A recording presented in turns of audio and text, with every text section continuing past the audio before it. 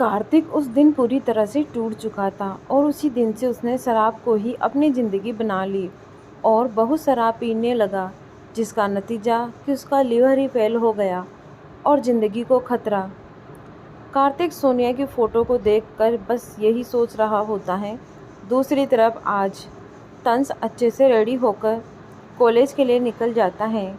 उसने बहुत सोचा और यही फैसला कर लिया था कि वो इसकी को इम्प्रेस करने की हर मुमकिन कोशिश करेगा, फिर चाहे उसका अंजाम भी कुछ क्यों ना हो। तंस भी कहीं ना कहीं ये बात जानता था कि राजवीर को उसके बारे में पता है, लेकिन फिर भी वो शांत बेटा है। इसका मतलब साफ है कि उसे तंस खुद के लिए कोई खतरा नहीं लगता है। तंस अच्छे से रेडी होकर कॉलेज के लिए निकल जाता है। आज वो भी बहुत दिन के बाद कॉलेज जा रहा था, लेकिन उसे कहाँ पता था कि इसकी के पैर में मोच है, जिस वजह से वो कॉलेज नहीं आ रही है। तंस कार में जाके बैठता है और उसके साथ देव भी होता है। देव अभी भी अपने मन में तंस को बेवकूफ़ समझ रहा होता है, जो सारा सच जानने के बाद भी साइड राजवीर से उलझे जा रहा है।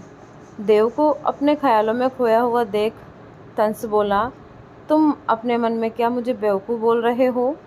तंस के अचानक से सवाल से देव घबरा जाता है और हकलाते हुए बोला, नहीं नो सर, बिल्कुल भी नहीं। वैसे सिर्फ आपको ऐसा क्यों लग रहा है? पता नहीं क्यों, बस लग रहा है। तंस ने कहा, मैं भला आपके बारे में ये सब क्यों सोचूं? आप थोड़ी ना कोई बेवकूफ़ से भरा हुआ काम कर रहे हैं। देव बोला। देव ने जान से के बोला था। वो इरिटेट वे तंस का मजाक उड़ा रहा होता है, लेकिन तंस को अपनी ही दुनिया में खोया हुआ था। उसे अब किसी की कोई फर्क नहीं पड़ रहा होता है। उसने तो मन में भी ये सोच लिया था कि राजवीर जैसे स्ट्रिक्ट और डेंजर आदमी के साथ कहीं कोई मासूम और फूल सी रह सकती हैं। ऐसा ज़रूर कोई गलतफहमी की वजह से हुआ। अगर वो इसकी को बहुत अच्छे से ट्रीट करेगा तो अच्छे से उसके साथ रहेगा। तो तंस को पूरा विश्वास होता है कि इसकी उसके पास आ जाएगी। इन्हीं सब ख्यालों में खोया हुआ तंस हकीकत से कोसों दूर अपनी आने वाली ज़िंदगी के लिए आगे बढ़ रहा होता है। वहीं दूसरी तरफ इसकी अभी भी राजवीर के आगे पीछे कर रही होती है कि आज तो राजवीर उसे कॉलेज जाने दे, लेकिन राजवीर की बात तो जैसे पत्थर की लकीर है। पत्थर टूट जाएगा लेकिन लकीर नहीं मिटेगी। वैसे ही राजवीर भी अपनी बात से नहीं मुकरने वाला है। इसकी एक जगह बैठ के बोली, कोई फ़ायदा नहीं है इसकी इस पत्थर दिल इंसान से बोलने का। लड़ाई हो जाएगी, इससे अच्छा छोड़कर कुछ दिन की बात तो है। इसकी को हार के बैठा हुआ देख राजवीर उसके पास आके अपने घुटनों के बल बैठते हुए बोला, तुम्हारी कभी कोई बात टाली है मैंने? अभी इसीलिए बोल रहा हूँ क्योंकि अभी भी तुम्हारा पैर पूरी तरह से ठीक नहीं हुआ है। अगर डॉक्टर ने 1 वीक का रेस्ट बोला है तो कुछ सोच के ही बोला होगा। पैर ठीक होने तक आराम करो, फिर जाती रहना जहाँ जाना है। मैंने तुम्हें कभी मना किया है? राजवीर की बात और इसकी कुछ नहीं बोल पाती और बस उसे देखती हैं। राजवीर के साथ रहते रहते इसकी को दिन पे दिन और भी ज़्यादा प्यार हो रहा होता है। उससे इसकी हमेशा सोचती है कि उसे राजवीर जैसा हीरा कैसे मिल गया। ज़रूर उसकी सारी किस्मत राजवीर पे ख़त्म हो गई, इसीलिए वो बचपन से ही अकेली थी, क्योंकि उसकी ज़िंदगी में राजवीर लिखा हुआ था, जो उससे भी ज़्यादा प्यार करता है। चोट इसकी को लगती है, लेकिन हमेशा उसका दर्द राजवीर को हुआ है। वो सब अपनी जान अपनी इसकी को सही सलामत देखना चाहता था। उसके लिए इसकी उसकी पूरी ज़िंदगी के तप नतीजा है। राजवीर हमेशा से सबसे अलग रहा और सिर्फ खुद को कामयाब बनाने में लगा रहा। वो कभी भी अपनी खुशियों के बारे में नहीं सोचा, लेकिन इसकी उसकी सारी निस्वार्थ की मेहनत का फल बनके उसके सामने आई। राजवीर अपनी जगह से उठ के रेडी होने जाता है, तभी इसकी उसके पीछे से गले लग लेती हैं। ये देख राजवीर पीछे पलटता है और इसकी को देखता है, जो उसे किसी बच्चे की तरह से गले लगा के खड़ी थी। ये देखकर राजवीर स्माइल करते हुए बोला, ये अचानक क्या हुआ अब? क्यों, मैं आपको अब गले भी नहीं लगा सकती क्या? इसकी ने कहा। इसकी के इस सवाल पे राजवीर बिना कुछ बोले इसकी को और भी ज़्यादा टाइट से हक कर लेता है, जैसे बोल रहा हो कि सिर्फ तुम्हें ही तो ये हक है। इसकी राजवीर से अलग होकर जल्दी से उसके लिप्स पे अपने लिप्स रख देती हैं और उसे किस करने लगती हैं। राजवीर इसकी कमर को टाइट से पकड़ लेता है और उसे और पास कर लेता है। फिर दोनों ही उस किस में खोज से जाते हैं मिसा के रूम में। मिसा थोड़ी सी परेशान अपने रूम में घूम रही होती हैं। उसकी इस परेशानी की वजह है एक अनजान नंबर से आया हुआ मैसेज, जिसे पढ़ने के बाद मिसा बहुत ज़्यादा ही परेशान और बेचैन हो चुकी थी। उसे समझ ही नहीं आ रहा था कि वो इस मैसेज के बारे में किससे बात करे। वो एक बार रेहान से बात करने की सोचती हैं और पूरा यकीन होता है कि रेहान ज़रूर उसकी मदद करेगा। यही सोच के मिसा उसे कॉल करती हैं। दूसरी तरफ रेहान फ़ोन उठाते हुए बोला, मिसू आई एम सॉरी, मैं अभी तुमसे बात नहीं कर सकता हूँ। मैं इस कंसर्ट के लिए आउट ऑफ इंडिया जा रहा हूँ और अभी फ़्लाइट में हूँ। मुझे फ़ोन एरोप्लेन मोड में डालना होगा। कोई बात नहीं, तुम आराम से जाना। मिसा ये बोल के फ़ोन रख देती है। रेहान से बात करने के बाद मिसा अपने बेड पे बैठते हुए बोली, इग्नोर मिसा, अब कुछ नहीं होगा, तू बस कॉलेज जा। ऐसे ही किसी को जीतने नहीं दे सकती है। मिसा खुद को समझ के कॉलेज के लिए रेडी होने लगती है। उसे पता है कि आज भी इसकी कॉलेज नहीं जाएगी, इसलिए वो उसे बिना पूछे ही कॉलेज की निकल जाती हैं। प्रताप कॉरपोरेशन में साहिल को परेशानियां जैसे ख़त्म होने का नाम ही नहीं ले रही थी। अभी भी एक के बाद एक परेशानी उसके ऊपर आती जा रही थी। साहिल परेशान सा खुद से बोला, ये कार्तिक मर जाता तो मेरी आधी मुसीबत ख़त्म हो जाती, लेकिन ये तो करने का नाम भी नहीं ले रहा है। अब मुझे ही कुछ करना होगा। साहिल अपने मन में बहुत सारे प्लान बनाने लगा कार्तिक को अपने रास्ते से हटाने के, क्योंकि एक बार कार्तिक उसके रास्ते से हट जाए तो फिर पूरे प्रताप कॉरपोरेशन को उसके काबू में आने से कोई नहीं रोक सकता है।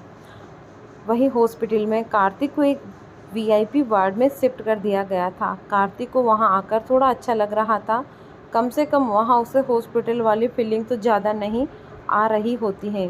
तभी उसके वीआईपी वार्ड का दरवाज़ा खुलता है और राजवीर अंदर आते हुए बोला, तो आखिर तुम्हारी इच्छा पूरी हुई, तुम वीआईपी वार्ड में आके रहे हो।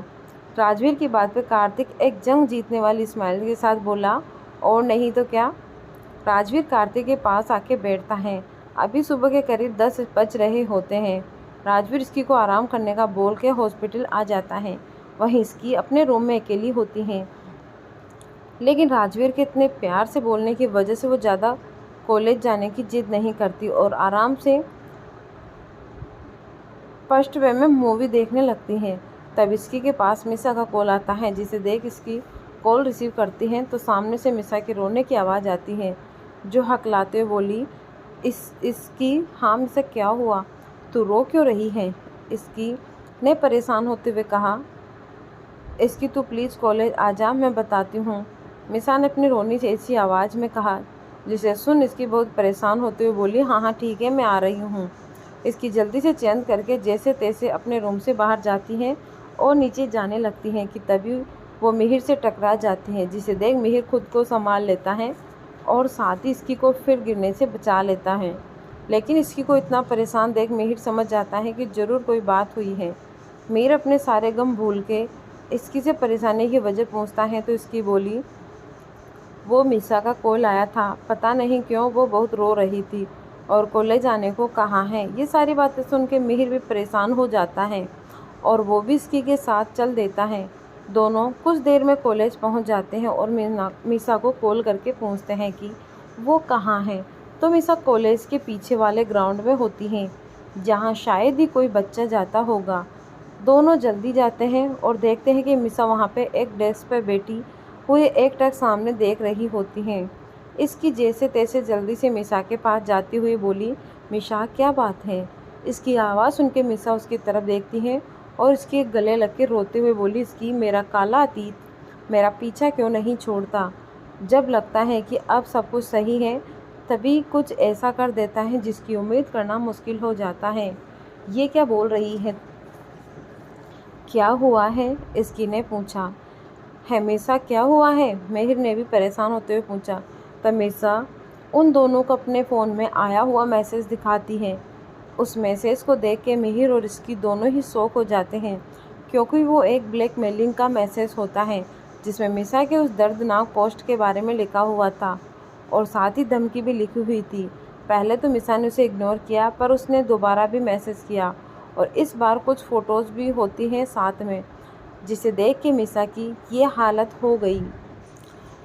हो गॉड, ये कौन है और ये सब पिक, वो सब तो मर गए थे। इसके ने परेशान होते हुए कहा। ये क्या चाहते हैं मिसा? आई मीन कुछ तो रीज़न होगा ना ये सब करने का। मिहिर ने पूछा। आई डोंट नो, ये सब क्या है और कौन कर रहा है? उसे क्या चाहिए मेरे से? मुझे बस इतना पता है कि ये सब हो रहा है, मिसा ने पैनिक करते हुए कहा। इसकी मिसा को संभालते हुए बोली, ओके रिलैक्स, तुझे डर किस बात का है? इन सब में तेरी गलती नहीं है और रेहान को भी सारा सच पता है। रेहान तो सब पता है, लेकिन उसके पेरेंट्स का क्या? तुझे उसकी मॉम का पता नहीं? वो बहुत पुराने ख्यालों वाली है, उन्हें पता चलेगा तो कहीं। मिसा ये बोलते बोलते चुप हो जाती हैं। पागल है क्या? तुझे विश्वास नहीं है क्या रेहान पे? जब उसे पता चलेगा ना कि तू ऐसे उसके विश्वास पे शक कर रही है तो उसे कितना बुरा लगेगा, इसकी ने कहा। तो अब क्या करें, मिसा ने कहा। तभी मिसा के मन में कुछ आता है और वो बोली, भाई वो इन सबको ठीक कर सकते हैं, मैं भाई से बात करती हूँ। मिसा की बात इसकी को भी ठीक लगती है, लेकिन मिहिर इस पर कुछ नहीं बोलता है। वहीं राजवीर हॉस्पिटल में कार्तिक को देखते हुए बोला, तुम्हें अब डॉक्टर की पूरी टीम से बात सुननी चाहिए, जिससे तुम पूरी तरह से ठीक हो सको। वो क्या है ना कि तुम्हारा ठीक होना अब बहुत ज़्यादा ज़रूरी हो गया है। यार अभी अभी आया है और आते ही फिर से वही बेकार बातें लेके बैठ गया। हेट दिस टॉपिक, कार्तिक ने चिढ़ के कहा। अब हेट करो या लो, बट इग्नोर नहीं कर सकते। यू हैव टू अंडरस्टैंड कि तुम्हारा ठीक होना कितना ज़रूरी है। वो तुम्हारा वो भाई सब बर्बाद कर देगा, राजवीर ने कहा। और उसे उम्मीद भी क्या की जा सकती है, कार्तिक ने कहा। मुझे पता चला है कि वो तुम्हारे एजेंस्ट कुछ प्लानिंग कर रहा है एंड आई एम श्योर कि वो तुम्हें मारने की कोशिश करेगा। मैंने अपने गार्ड्स बाहर लगा दिए हैं, लेकिन मुझे नहीं लगता है कि उसे कुछ होने वाला है। वो इतना पागल तो नहीं है कि उसे ये बात ना पता हो कि बाहर तुम्हारी सेफ्टी के लिए गार्ड नहीं होंगे, राजवीर ने कहा। राजवीर कार्तिक से बात ही कर रहा होता है कि तभी उसके पास इसकी का कॉल आता है। इसकी का कॉल आता देख राजवीर कार्तिक को देखते हुए बोला, तुम रेस्ट करो, मैं बाद में आता हूँ। ये बोल राजवीर बार से बाहर जाके इसकी का कॉल पिक करता है, जो एक बार कट होके दोबारा आ रहा होता है। राजवीर कॉल पिक करते हुए बोला, क्या हुआ इसकी? राजवीर की आवाज़ सुन के दूसरी तरफ इसकी को आराम मिलता है और वो राजवीर से बोली, राजवीर आप कहाँ हो? मैं थोड़ा बाहर हूँ। लेकिन हुआ क्या? राजवीर ने पूछा। आप ऑफिस आइए, मैं यही हूँ, इसकी ने कहा। राजवीर जब ये सुनता है कि इसकी अभी उसके ऑफिस में है तो उसे थोड़ा अजीब लगता है। वैसे भी इसकी की आवाज़ भी उसे थोड़ा अजीब लग रही थी। राजवीर जल्दी से कॉल कट करके अपनी कार में बैठे हुए ऑफिस के लिए चल देता है। वहीं राजवीर के केबिन में इसकी मिहिर और मिसा होते हैं और साथ ही समर भी होता है, जिसे सारी सिचुएशन के बारे में पता लग चुका होता है। वो भी मिसा के लिए बहुत ज़्यादा टेंशन में होता है, लेकिन साथ ही उसे ये बात भी समझ नहीं आ रही होती है कि जब राजवीर के कहने पे उन सभी लोगों को मार दिया गया था तो फिर ये सब कौन कर रहा है, क्योंकि इस इंसिडेंट के बारे में ज़्यादा लोगों को नहीं पता था। समर के सक्का कटाव बहुत से लोग पे जा रहा था, लेकिन वो खुद को ये बोल के रोक लेता कि उन्हें इस बारे में कैसे पता होगा, जब भी इस बात को काफ़ी अच्छे से ख़त्म किया गया था। इसकी मिसा के साथ सोफे पर बैठ के उसे समझा रही होती है। वहीं मिहिर एक चेयर पे बैठा हुआ था। मिहिर आज अपने सारे गम भी भूल गया था और अपनी बहन के लिए उसके साथ खड़ा होता है। वो ये भी भूल गया कि अभी वो राजवीर से नाराज़ है और मिसा के लिए वो खुद राजवीर के ऑफिस तक आ गया। तभी केबिन का गेट खुलता है और राजवीर अंदर आता है। राजवीर जैसे ही अंदर आता है उसकी नज़र सबसे पहले मिहिर और फिर समर पे जाती है। राजवीर जैसे मिहिर को यहाँ पे देखता है तभी उसे अंदाज़ा हो जाता है कि उसका सोचना सही है। ज़रूर कोई बात हुई है। तभी राजवीर को देख मीसा भागते हुए आती है और उसके गले से लग जाती है। ये देख राजवीर थोड़ा कंफ्यूज होता है, लेकिन जब उसे एहसास होता है कि मीसा रो रही है तो राजवीर उसे खुद से दूर करके उसे चुप करवाते हुए बोला, मीसा क्या हुआ है, क्यों रो रही हो? राजवीर के सवाल को सुन के मीसा रुहासी गले में बोली, भाई वो मीसा से कुछ बोले नहीं जा रहा होता है और वो फिर से राजवीर का गले लगा के रोने लगती है। राजवीर ये देख इसकी की तरफ देखता है जैसे कि उससे पूछ रहा हो। इसकी भी समझ जाती है और राजवीर को सारी बातें बताने लगती है। जैसे ही राजवीर सारी बातों को सुनता है, गुस्से से उसकी आंखें लाल हो जाती है। उसने बड़ी मुश्किल से मीसा को संभाला था और फिर से ये सब हो रहा है, जिसके बारे में सोचते हुए राजवीर का खून खोल रहा होता है। राजवीर समर को देखते हुए बोला, किस अकाउंट से मैसेज आ रहा है उसका पता 15 मिनट में लगाओ। राजवीर की बात और समर ने कहा, सर मैंने पहले ही पता लगा लिया, ये अकाउंट किसी लड़की का है और उसका आईपी एड्रेस एक सुनसान जगह का है। मैंने कुछ गार्ड को भेज के वहाँ पे। इस बात पे राजवीर हाँ में सिर हिला देता है और फिर मीसा को सोफे पे बिठाते हुए बोला, रिलैक्स मीसा, बहुत जल्दी ही हमें पता चल जाएगा कि इसके पीछे कौन है और एक बार वो हमारे हाथ लग जाए फिर तो नहीं बचेगा। राजवीर की बात मीसा को एक तसल्ली देती है कि उसका भाई अब कुछ भी उसके साथ गलत नहीं होने देगा। उस वक्त राजवीर उसके साथ नहीं था, लेकिन आज है और अब वो कोई भी आंच मीसा पे नहीं आने देगा। राजवीर आराम से मीसा को समझा देता है और उसे चुप भी करवा देता है। तभी वहीं था, मिहिर भी वहीं था और वो भी सब देखता है कि किस तरह से राजवीर और मीसा की फिक्र हुई। वो अभी यही सोच रहा होता है कि जब राजवीर अपने घर वालों से इतना प्यार करता है तो उसने कभी दिखाया क्यों नहीं और सिर्फ उसके प्यार को ही उससे दूर क्यों किया, जबकि राजवीर खुद इसकी से अपनी जान से भी ज़्यादा प्यार करता है। मीसा अभी भी राजवीर के गले से लगी होती है। तभी समर ने आके कहा, सर उस जगह पे कोई नहीं था, सिर्फ लैपटॉप और कुछ डिवाइस मिले हैं। मैंने लैपटॉप से डिटेल निकालने को बोल दिया है, शायद उससे कुछ मिल जाए। समर की बात पे राजवीर को सोचते हुए बोला कि कोई फ़ायदा नहीं है, लैपटॉप से भी कुछ नहीं मिलने वाला है। जिसका भी है ये काम, उसने जानबूझ के उस लैपटॉप को उस जगह पे छोड़ा है जिससे हम अपना टाइम वेस्ट करें। तुम एक काम करो, रॉकी को बोलो कि वो दोबारा से सब चेक करे और पता करे कि उस दिन हमसे क्या छूटा था। Okay sir. राजवीर की बात सुन के समर वहाँ से चला जाता है। मीसा को तो जैसे कुछ समझ ही नहीं आता है। तभी राजवीर उसके सिर पे हाथ रखते हुए बोला, बहुत जल्दी हम उसे ढूंढ लेंगे, डोंट वरी। राजवीर मीसा को रिलैक्स करता है कि तभी उसकी नज़र इसकी के पैर पे जाती है, जो थोड़ा सा सूजा हुआ लग रहा होता है। आज इसकी ने भाग दौड़ की ही इतनी थी कि उसके अपने पैर की जरा सी भी फिक्र नहीं थी और अब उसका पैर सूज गया। लेकिन राजवीर अभी कुछ नहीं कर सकता और न ही इसकी को कुछ बोल सकता है, क्योंकि उसे भी सिचुएशन पता होती है कि क्यों ये हुआ होगा। राजवीर के गले से मीसा लगी हुई थी, इसलिए तभी मीसा को देखा जरूर होता है, लेकिन फिर राजवीर का ध्यान बार बार इसकी के पैर पे जा रहा होता है और राजवीर ने कहा, इसकी तुम बैठ जाओ।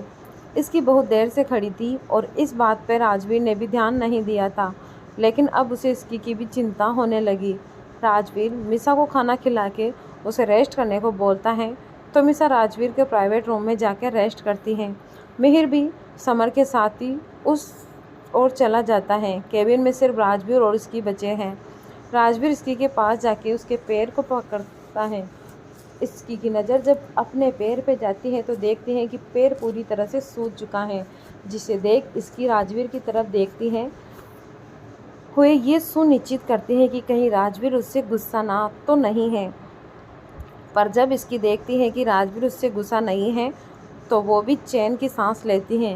राजवीर फर्स्ट एड बॉक्स से एक स्प्रे निकालता है और इसकी के पैर पे लगाते हुए उससे पूछता है, आज की दवाई तो नहीं लिया होगा तुमने?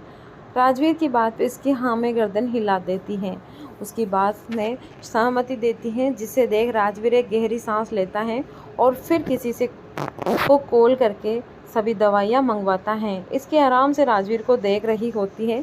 फिर थोड़ी देर में बोली, आप उस इंसान को जल्दी ढूंढ लोगे ना?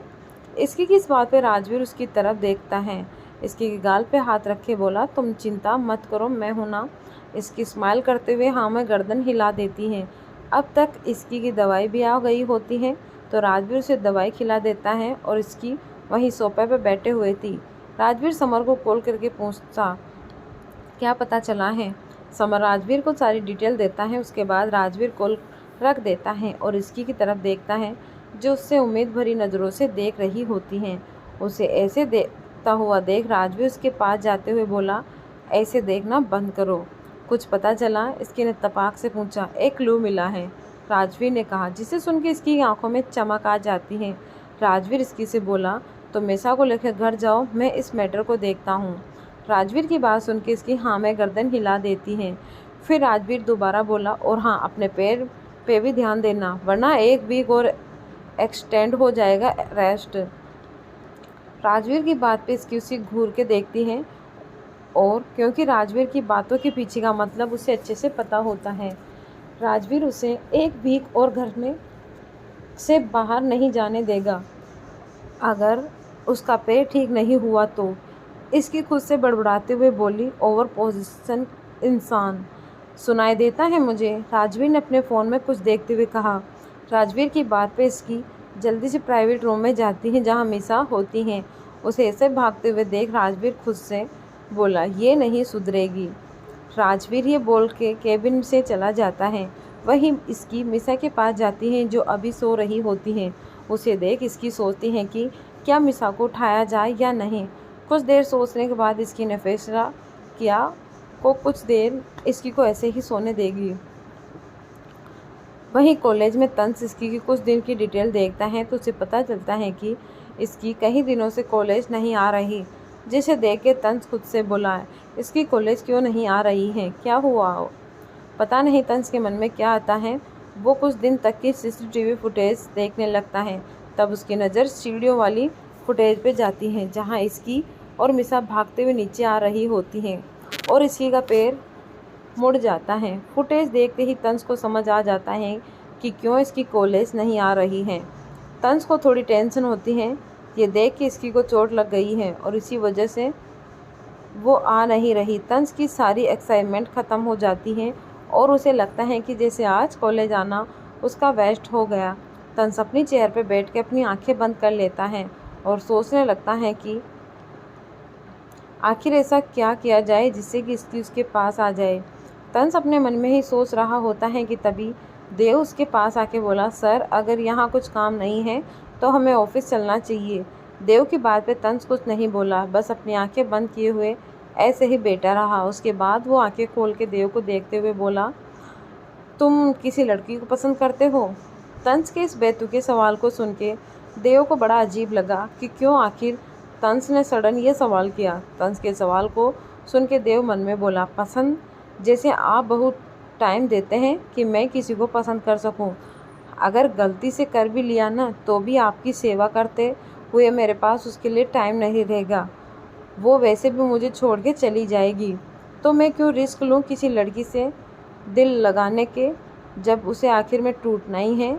देव को अपने आपे में खोया हुआ देख तंस ने उसे होश में लाते हुए कहा, क्या हुआ? किसके सपनों में खो गए, चंद्रमुखी के या फिर पारो के?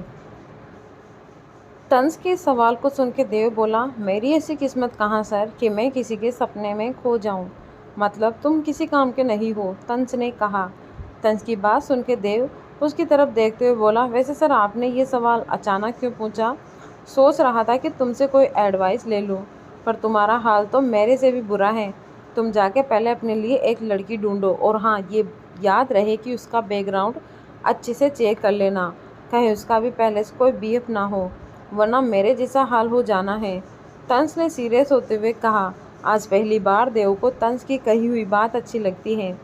आज पहली बार उसे लगता है कि तंस के सीने में दिल है जो उसके जज्बात को भी समझता है और उसे अपने अलावा भी कोई और दिखता है। लेकिन तभी तंस कुछ ऐसा बोल देता है जिसे सुन के देव फिर से उसे मन ही मन गालियाँ देने लगता है। तंस ने कहा, लेकिन हाँ, अपने लिए लड़की ढूंढने के लिए मैं तुम्हें कोई एक्स्ट्रा छुट्टी नहीं देने वाला हूँ और साथ ही मैं इस बात से भी वाराइड हूँ कि तुम्हारा इस चेहरे को देख को लड़की तुम्हें इम्प्रेस होगी। तुम एक काम करो, अपने फैमिली मेम्बर को कहो वो तुम्हारे लिए एक अच्छी लड़की ढूंढ लेंगी और तुम उसके साथ अरेंज मैरिज कर लोगे, क्योंकि यही बहुत अच्छा ऑप्शन है तुम्हारे पास। अपने लिए इतनी कड़वी बातें सुन के बाद देव मन में उठ रहे तंज के लिए सारे अच्छे विचार गालों में बदल जाते हैं और देव बेमन से बोला, मेरे लिए इतना बड़ा सोचने के लिए थैंक यू सर। अरे कोई बात नहीं, तुम मेरे लिए काम करते हो, इसीलिए मेरा भी फ़र्ज़ है कि मैं तुम्हारा ध्यान रखूं। तंस ने कहा, ध्यान रखूं? बड़े आए मेरा ध्यान रखने वाले, अपने सिवा कोई और दिखता है भला? अब समझ में आ रहा है कि भगवान इनके साथ ऐसा क्यों कर रहा है। इतने समय से मेरी कुंडली पे सांप की तरफ बैठे हुए हैं कि अब भगवान को भी मेरे पे तरस आ गया और इसी किए इन्हें ऐसी लड़की से प्यार हुआ जिसका बीएफ इतना बड़ा बिजनेसमैन निकला, जिससे उलझने से पहले एक बार नहीं बल्कि 100 बार सोचेंगे। देव ने अपने मन में बड़बड़ाते हुए कहा, कहाँ खो गए, चलो चलते हैं ऑफिस। ये बोल तंज वहाँ से निकल जाता है। वहीं राजवीर के ऑफिस में इसकी मिसा के पास बैठे हुए उसके उठने का वेट कर रही होती हैं कि तभी मिसा के फ़ोन पे कॉल आता है। इसकी जल्दी से उसका फ़ोन लेके देखती हैं तो वो कॉल रेहान का होता है। इसकी एक नज़र मिसा को देखती हैं जो अभी आराम से सो रही होती हैं, तो इसकी मिसा को न उठते हुए खुद कॉल रिसीव करती हैं। सामने से रेहान की थकी हुई आवाज़ आई, कितना टाइम लगा दिया मिसी कॉल उठाने में? मैं इसकी बोल रही हूँ, मिसा अभी सो रही है। इसके ने रेहान को करेक्ट करते हुए कहा, इसकी मिसा अभी क्यों सो रही है? ये तो कॉलेज का टाइम है। रेहान ने कहा, हाँ पर मिसा का कॉलेज में मन नहीं लगा तो वो जल्दी आ गई, और तू ये सीआईडी की तरह सवाल क्यों पूछना बंद कर। इसकी ने कहा, बाय द वे मिसा उठे तो उसे बता दियो कि मैं पहुंच गया हूं और अभी सो रहा हूं, तो शायद कॉल रिसीव ना करूं। रेहान ने कहा, क्यों, ऐसी कौन सी कुंभकर्ण जैसी नींद है जो फ़ोन कॉल से नहीं खुलेगी? इसकी ने कहा। इसकी की बात पर रेहान चिढ़ते हुए कहा, एक लंबी फ्लाइट के बाद ऐसी ही नींद आती है, अगर विश्वास न हो तो ट्राई करके देख लियो। अब मैं फ़ोन रख रहा हूँ। रेहान ने ये कहा और कॉल काट दिया। इसकी फ़ोन को घूरते हुए खुद से बोली, इडियट। क्या हुआ, किसे इडियट कह रही हैं? मिसा ने पूछा, जो अभी अभी सो के उठी हैं। उसे जगा हुआ देख इसकी ने कहा, तू उठ गई? हाँ, लेकिन तू बात किससे कर रही थी? मिसा ने पूछा। रेहान ने तुझे कॉल किया था, तू सो रही थी इसीलिए मैंने उठा लिया। वो बोल रहा था कि वो पहुंच गया है और अब वो सोने जा रहा है, इसीलिए कॉल रिसीव नहीं कर पाएगा। इसकी ने कहा, अच्छा। मिसा ने बस इतना ही कहा। तभी इसकी मिसा का हाथ पकड़ के बोली, मिसा, राजवीर को एक क्लू मिला है और वो वहीं गए हैं। अब सब ठीक हो जाएगा, तुम्हें ज़्यादा चिंता करने की कोई ज़रूरत नहीं है। अब चल, घर चलते हैं। ये सुन के मिसा इसकी को देखते हुए बोली, इतना सब गलत क्यों होता है ज़िंदगी में? किसी को क्या मिल जाएगा ये सब करके? वो लोग गलत हैं और गलत को बहुत जल्दी ही सज़ा भी मिल जाएगी, तो इतना चिंता मत कर। तेरी कोई गलती नहीं थी और नहीं है। अब बस एक बार वो सभी राजवीर के हाथ लग जाए, राजवीर उन्हें नहीं छोड़ने वाले हैं। इसकी ने मिसा को समझाते हुए कहा। उसके बाद इसकी और मिसा दोनों ही राजवीर के ऑफिस से बाहर निकल जाते हैं और घर जाने से पहले इसकी मिसा को कुछ शॉपिंग के लिए बोलती हैं, जिसके लिए दोनों शॉपिंग मॉल जाते हैं।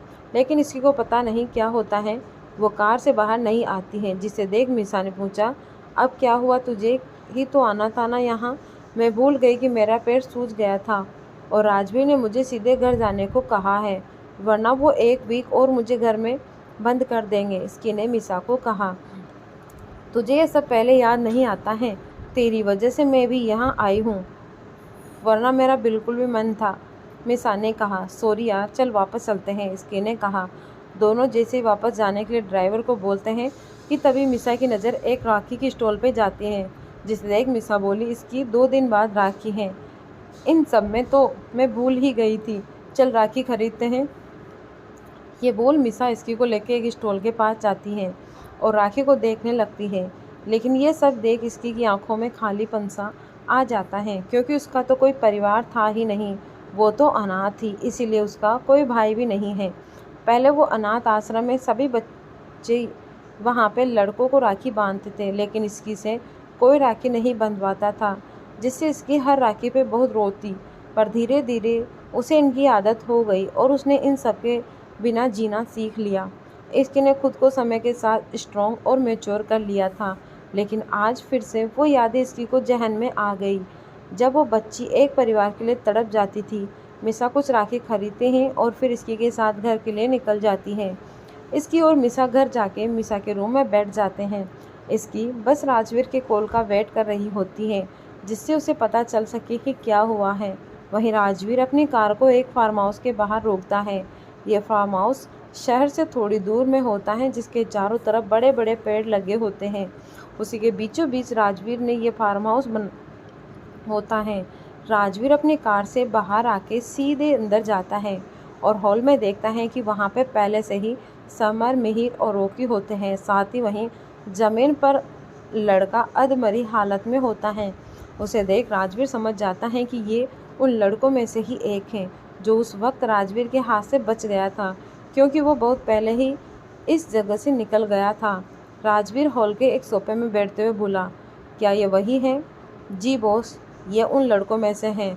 इसने हमें बताया कि उस दिन कुछ पिक्स लेने के वहाँ से निकल गया था, उसके बाद का उसे भी नहीं पता, रॉकी ने कहा। राजवीर रॉकी की बात सुन के उस लड़के की तरफ देखते हुए बोला, तुम अब क्यों मिसा को ब्लैकमेल कर रहे हो?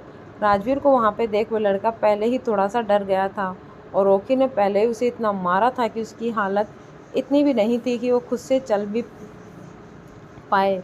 फिर भी वो खुद को घसीटते हुए राजवीर तक ले गया और उसके पैरों में गिर के बोला, सर मैंने कुछ भी नहीं किया, मेरा यकीन कीजिए, मुझे फंसाया जा रहा है। मैं मानता हूँ मैंने ली थी और वह सब मेरे पास अभी भी थी, लेकिन एक दिन मेरे पास एक मेल आया और किसी ने मुझसे मांगी। मैंने मना किया तो उसने मेरी फैमिली को मारने की धमकी दी। मैं डर गया, इसीलिए मैंने वो फ़ोटोज़ उसे दे दी। उसके बाद उसके साथ क्या हुआ मुझे नहीं पता। राजवीर जब अंदर आया था और उस लड़के को देख के ही समझ गया था कि ये वो नहीं है जो ये सब कर रहा है, इसके पीछे तो कोई और ही है। अब उस लड़के के बोलने से भी उसे और सब कुछ पता चल चुका था। राजवीर उस लड़के को देख के बोला, वो मेल आईडी दो। जी सर, ये बोल। वो लड़का एक फ़ोन लेके उसमें अपनी आईडी ओपन करके सबको वो मेल आईडी देता है। राजवीर ने कहा, समर इसका आईपी एड्रेस पता कर लगवाओ। ये सुन समर अपनी आईटी टीम को इस काम में वो लगा देता है और करीब 10 मिनट बाद समर को उस आईडी की लोकेशन पता चल जाती है।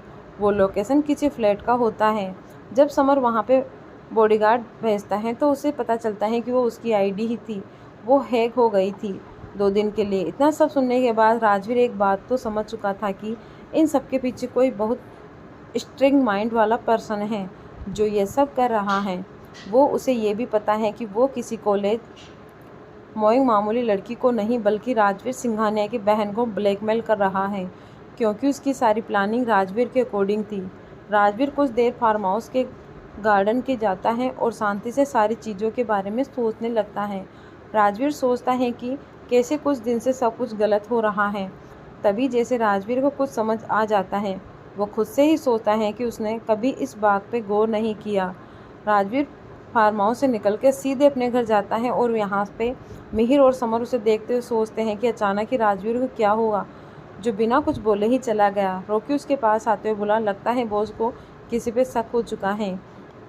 रॉकी की बात में मिहिर और समर दोनों उसे देखते हैं जैसे उसे पूछ रहे हो कि तुम कैसे पता। रॉकी दोनों के सवालिया नज़रों को देखते हुए बोला, देखा नहीं तुम दोनों ने बॉस कैसे निकले यहाँ से, इसका मतलब साफ है कि वो समझ गए हैं। उसकी बात सुन के समर और मिहिर भी वहाँ से निकल जाते हैं और पीछे रॉकी खुद से बोला, ये तो ऐसे भाग रहे हैं जैसे फिल्म का क्लाइमैक्स छूट जाएगा। फिर रॉकी पीछे उस लड़के को देखते हुए बोला, इसका क्या करना है, ये तो बॉस ने बताया ही नहीं। गलती तो की है इसने, इसके लिए पिट भी गया, अब हॉस्पिटल लेके जाना चाहिए।